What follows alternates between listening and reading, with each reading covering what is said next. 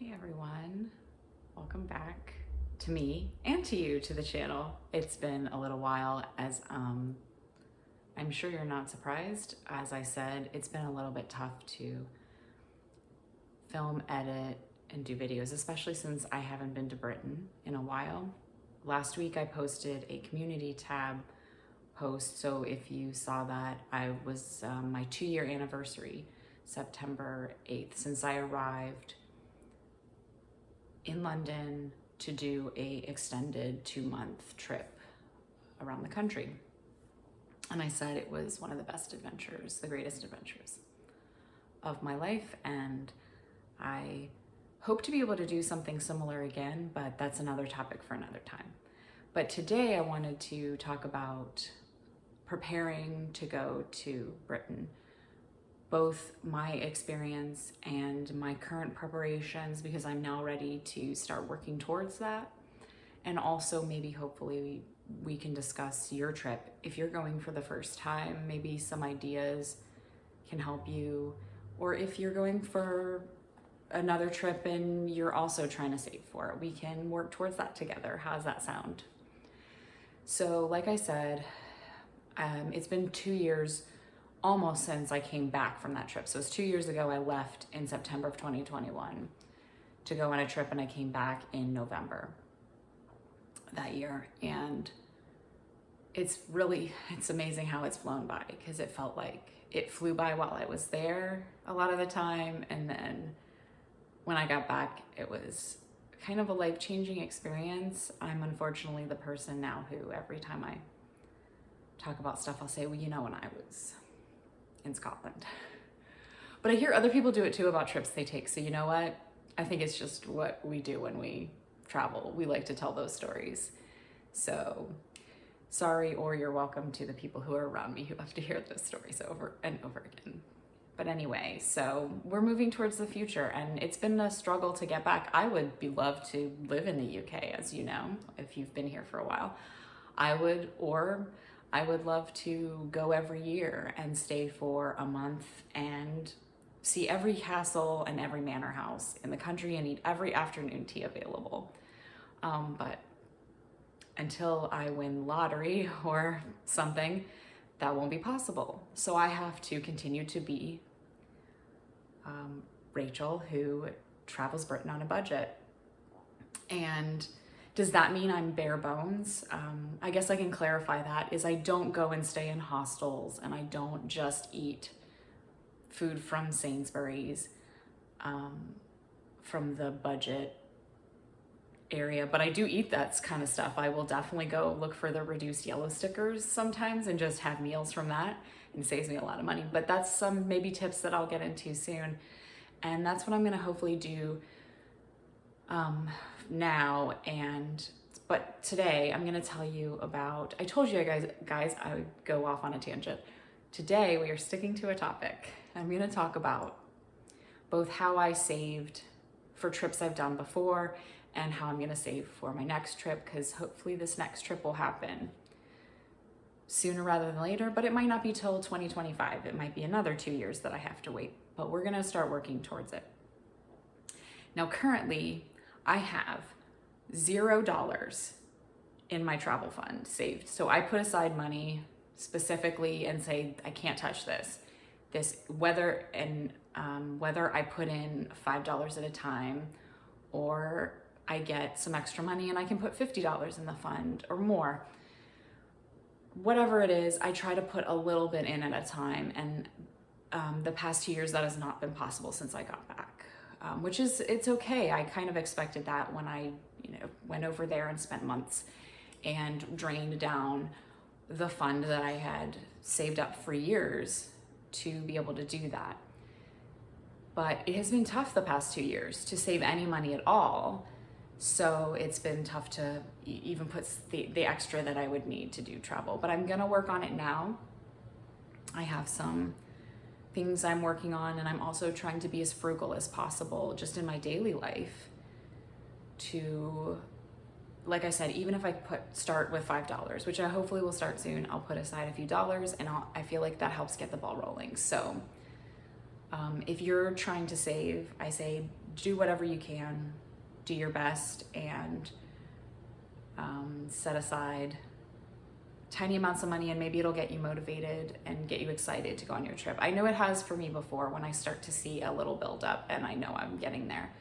So yeah, no money right now in the travel fund, but a lot of people will talk about, I think this is a mostly US thing only for traveling, but if you're in another country, you can tell me, but we have rewards credit cards where you can get travel points, and you can do that through the airlines as well. You can get frequent flyer miles. I don't fly like ever. I have not flown since I came back from that trip because I do not like flying at all. And I really don't even want to do it to go back over there, but it's the most efficient way to do it, to get there quickly. And it's great that we can fly and be in the UK and in Europe, at least from where I live on the coast, the East Coast. I can be there, leave one night, get there, you know, the next morning. Absolutely brilliant. So I don't ever fly. So I have years and years of flying with a couple of the airlines that are here, and I still don't have like a free flight. I have tried to build points, but I don't fly for my business. I don't fly for business or work. I know that's where a lot of people get their money from, and I think they do the same thing with travel credit cards, and they use it like for work or business, and then they can convert that into miles. And I don't work in that kind of job, and so I do have a travel credit card, which I got after my first trip to the UK. I realized the credit card I had, which was just from my bank, charged a foreign transaction fee, and I was paying a fee every time I used my card, you know, at a museum or to go into St. Paul's Cathedral or something like that.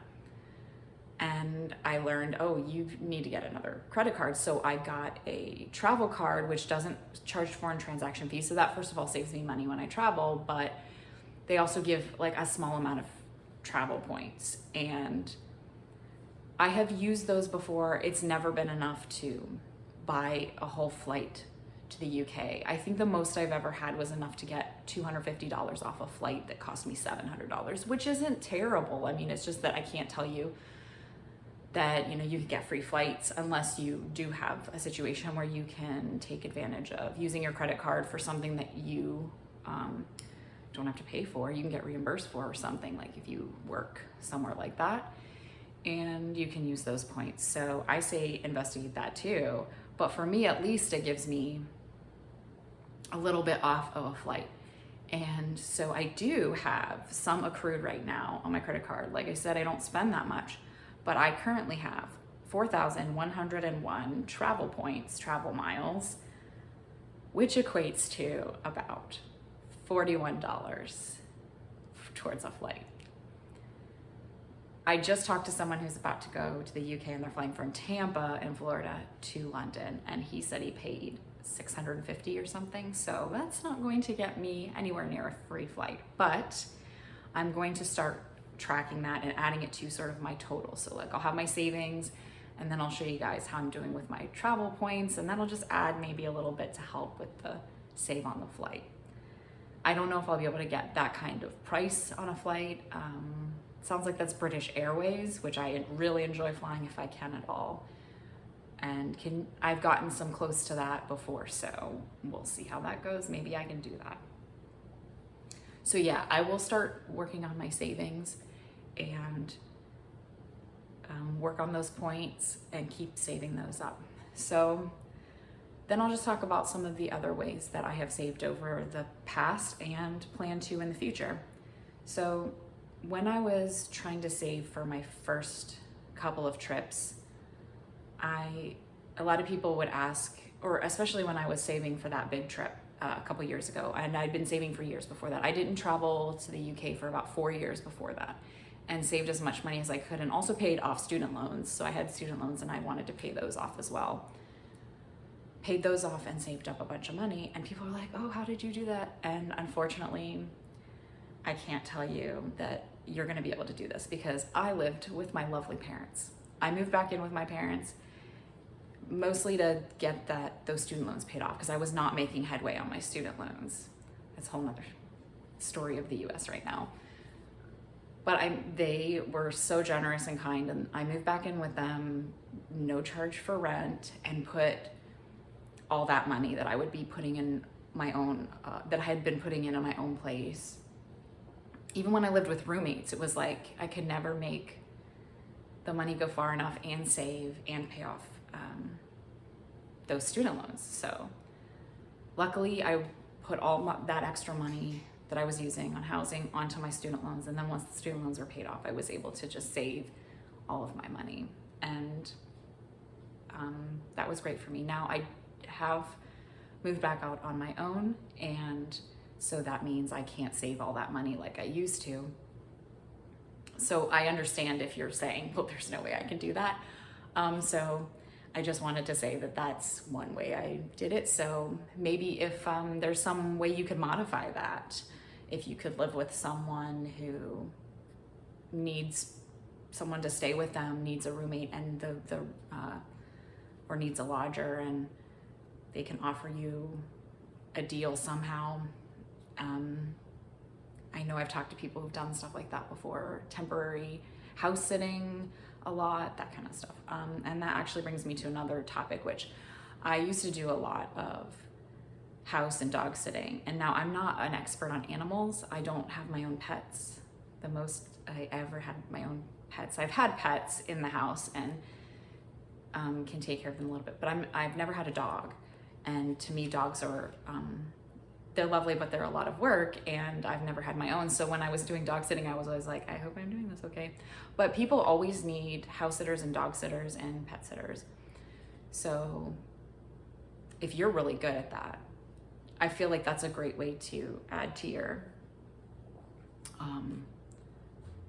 fund, because then you can, if you have that free time and are looking to make a little bit extra just on the side and you want to put it in your travel fund, you could try that. Like I said, especially if you are really good with animals and love animals, because I was always nervous pet sitting, and I'm glad I did okay with it, but I did it so that I could save that money. And the other thing is I ended up selling off a ton of stuff I'd had over the years. And then generously, a friend of mine and some family members gave me stuff they didn't need anymore. And I was doing yard sales at a friend's house who she also wanted to host yard sales and clear out some of her stuff and downsize. So we did a number of yard sales, and I didn't make a ton of money. Those are hard work. But I did get a little bit, and it helped out a lot. On the flip side of that, actually, when I returned here from my trip 2 years ago, a friend of mine talked me into flipping things on eBay because he loves to do that. And I was skeptical because I thought it would be, and I still think sometimes it's very difficult to buy things and sell them on eBay, especially. But there's like Poshmark and Mercari, but he did eBay, so I just copied him. And luckily I had some help along the way to support me. And again, people gave me stuff for free to sell. And I haven't made a ton of money off of it, but since I was looking for a job, I started doing that, and I'm still doing that now, where I go to yard sales on Saturdays here. And sometimes I find good things and sell it for a few extra dollars, and sometimes I find nothing, or I spend money on buying some stuff and it's not something that anyone wants to buy online. But I keep trying it, and I think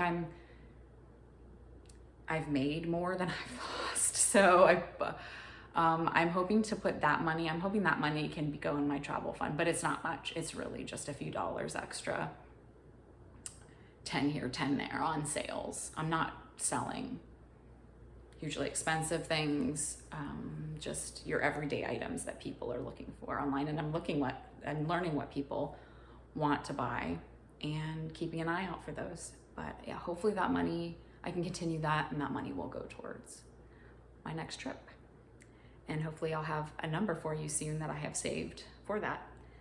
The other thing is, like I said, people were really generous and supportive when I was talking about I really wanted to save a bunch of money, both for my shorter trips and then my long trip, and would not just give me things that I could sell, but also would give me for gifts. They would give me like gift cards that I could use for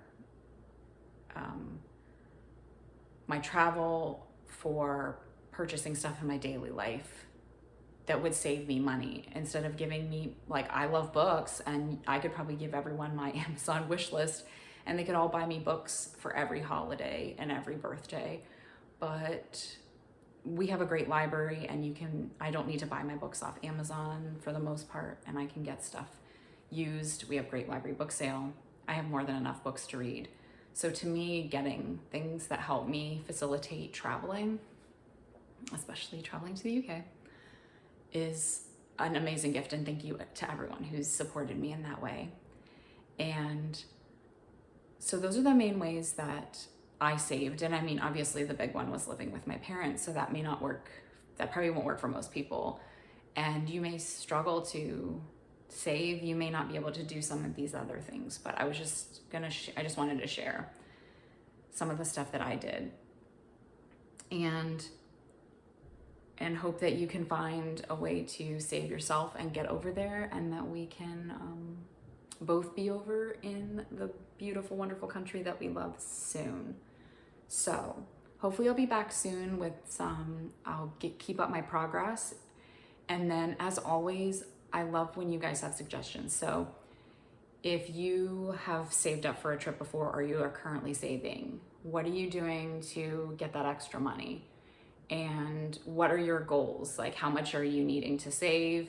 Also, like, since I mentioned the travel miles and points, do you use those? And do you have any strategies to share with anybody in the comments? And if you have something to share, I hope I'll share it in another video as something one of you guys has told me about, because I'm constantly learning. You guys tell me things all the time that help me out. And so that's why I love checking in with you guys regularly. So it's great to see you all today, and I hope to be back soon with, perhaps next time we'll talk about how I save when I'm actually in the UK. What kind of things do I do? Like I mentioned, eating groceries from, the grocery store instead of going out to fancy dinners. Though, I also like a fancy dinner every once in a while, so that's why we save. So again, how did this video get so long? I can already see on the ticker how long it's been. I hope you guys are still here after all this time. I appreciate you being here. I appreciate your support. Take care. See you next time.